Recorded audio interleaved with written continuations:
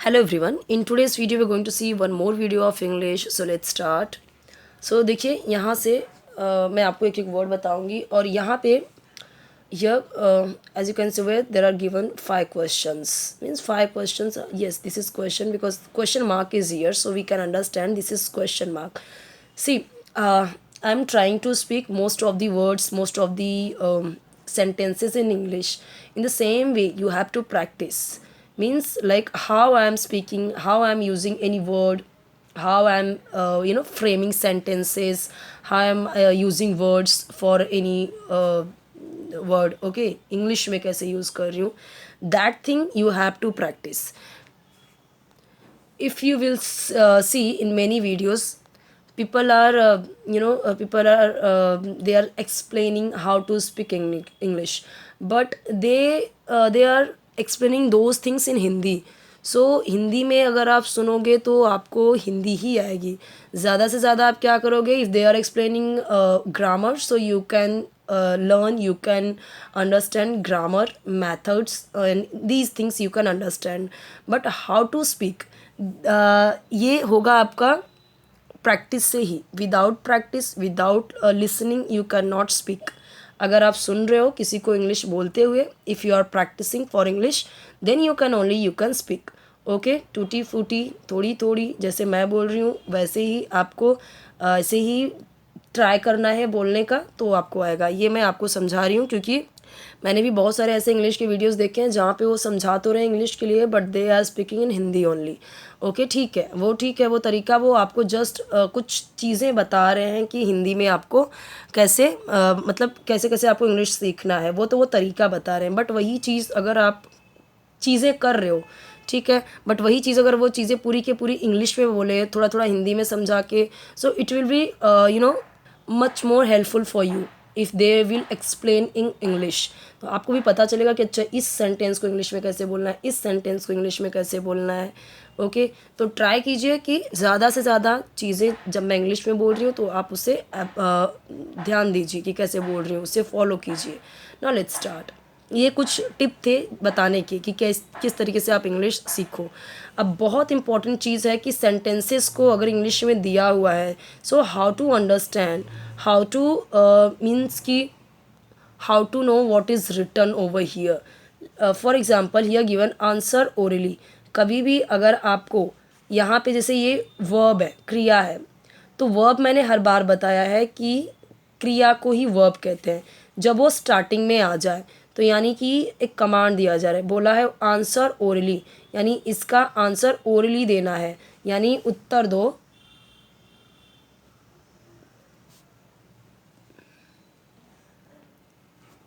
Oral का मतलब क्या है, मौखिक, जो मुंह से बोलो, लिख के नहीं. रिटर्न होता है लिख के दो, ओरल होता है, ओरली होता है बोल के दो.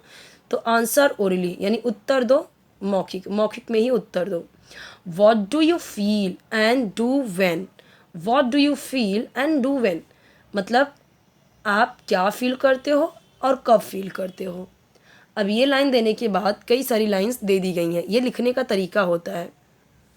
वॉट डू यू फील, आप क्या फील करते हो. अब फील को मैंने इंग्लिश में ही बोल दिया, ठीक है. तो वॉट डू यू फील, अब मैंने बोला what do you understand. Okay, तो आप क्या समझते हो, आप क्या फील करते हो, यानी फील यानी महसूस करना, तो महसूस करते हो. अब ते हो, ते हैं, ती है, आया, क्यों आया, यहाँ पे डू का यूज़ हुआ है, मैंने हर वीडियो में बताया है. डू डस का यूज़ जहाँ पे भी आ गया, ता है, ते हैं, ती हैं के सेंस में जाता है वो सेंटेंस हिंदी में. ये प्रेजेंट इंडेफिनिट टेंस है. प्रेजेंट इंडेफिनिट टेंस में जैसे ही क्वेश्चन वाला वर्ड आ गया या फिर नेगेटिव वाला वर्ड आ गया तो हम डू डस का यूज़ करते हैं, ठीक है. तो यहाँ पे कई सारी चीज़ें मैं आपको बता रही हूँ. What do you feel and do when, और कब, एंड और कब. यहाँ पे डू है ना तो यानी करते हो. What do you feel and do when, आप कब फील करते हो और मतलब आप क्या फील करते हो और कब करते हो. You see a poor child begging for food. You see a poor child, you see. अब यहाँ पे हम क्या देख रहे हैं, subject directly verb without any helping verb, ना तो do does, okay, can, could, will, shall, did, कुछ भी नहीं है, कोई भी हेल्पिंग वर्ब नहीं है. तो ये कौन सा टेंस है? प्रेजेंट इंडेफिनिट टेंस है ये भी। तो प्रेजेंट इंडेफिनिट टेंस में हम क्या देखते हैं? अगर सब्जेक्ट के बाद डायरेक्टली वर्ब आया तो प्रेजेंट इंडेफिनिट टेंस है, ता है, ते हैं, ती हैं के सेंस में ख़त्म होगा। ठीक है। You see a poor child, poor यानी गरीब, पुअर का मतलब गरीब भी होता है, बेचारा भी होता है, लेकिन यहाँ पे बोला है बेगिंग यानी भीख मांगना। ठीक है, मांगना। फॉर यानी के लिए, फूड यानी भोजन, सबको पता है ये। You see a poor child begging for food, आप सी यानी देखते हो, अ यानी एक, यू यानी तुम, आप एक गरीब बच्चे को खाना के लिए भीख मांगते हुए देखते हो। तो वो पूछा गया है what do you feel and do when, आप क्या फील करते हो? What do you feel when you see a poor child begging for food. तो हमने क्या देखा कि कोई भी हेल्पिंग वर्ब यूज़ नहीं हुआ है, एक भी हेल्पिंग वर्ब नहीं आया। ठीक है, यहाँ पे देखो आया है हेल्पिंग वर्ब इज़, बट यहाँ पे कुछ नहीं आया। ता है, ते हैं, ती हैं का सेंस बनाया, प्रेजेंट इंडेफिनिट टेंस है। Someone in your family is sick, someone यानी कोई, इज यानी है, सिक यानी बीमार, इन यानी में, योर यानी आपकी या तुम्हारी, फैमिली यानी परिवार, कोई आपके परिवार में बीमार है। Okay, someone in your family is sick, कोई आपके परिवार में बीमार है। Then what do you feel?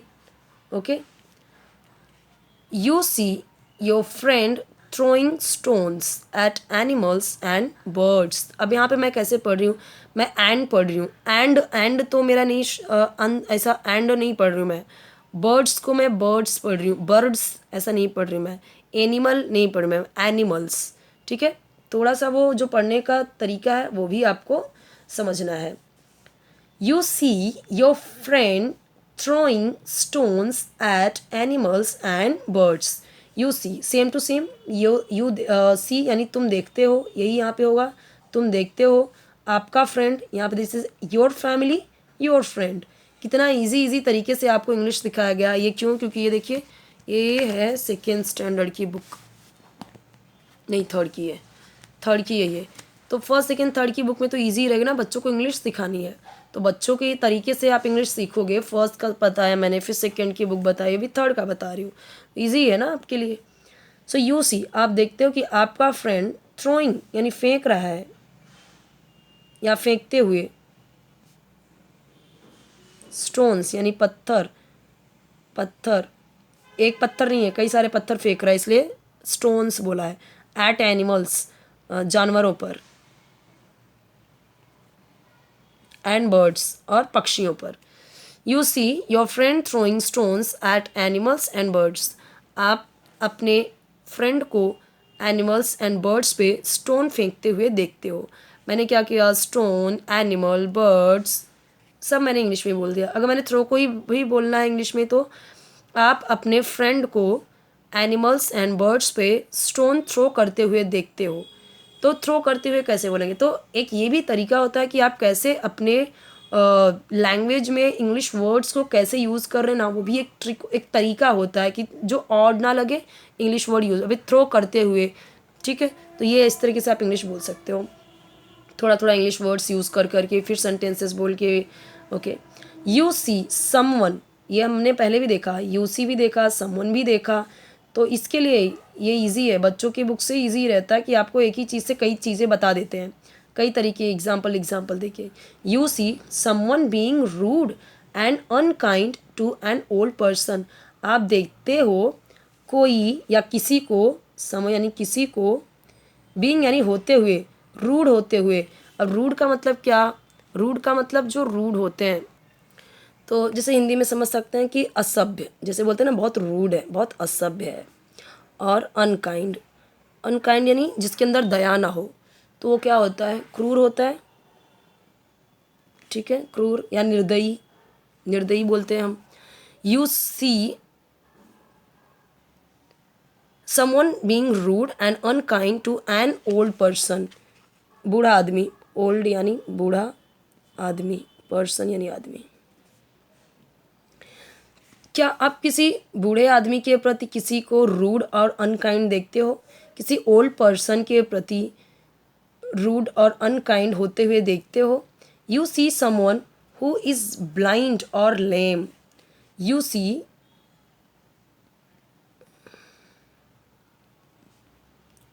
किसी को या किसी को जो है ब्लाइंड।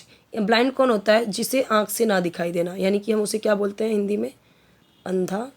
और लेम या लंगड़ा। ओके, तो you see someone who is blind और लेम। तो अब यहाँ पे what do you feel and do when you see a poor child begging for food. तो इस तरीके से हमने इसका देख लिया और समझ लिया। ठीक है, अब यहाँ पे question mark question mark question mark दिया है, क्योंकि आपको एक क्वेश्चन पूछा, you see someone who is blind और लेम।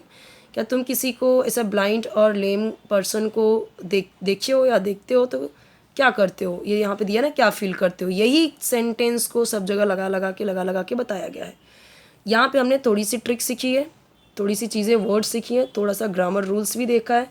ठीक है, अब जैसे डू डज़ का यूज़ बता देती हूँ कि मैंने हर जगह बताया है कि ही शी इट सिंगुलर और नाम, सिंगुलर यानी कि एक वचन, और नाम उसके साथ में यूज़ होता है डज़।